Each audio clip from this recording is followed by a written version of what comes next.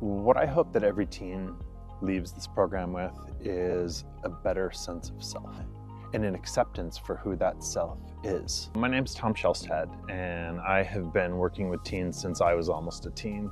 I started off as a juvenile correctional officer. I've worked wilderness therapy and have developed a deep passion around helping people find themselves early in life. True Colors is really best for kids who are ready for more. So a typical day at True Colors, it's a combination of activity.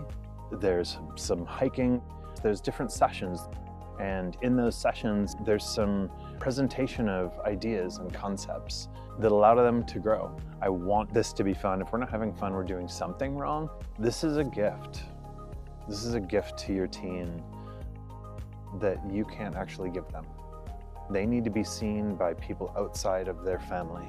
My goal is to create the safest possible place for them where they feel seen for who they are rather than who they think they are supposed to be.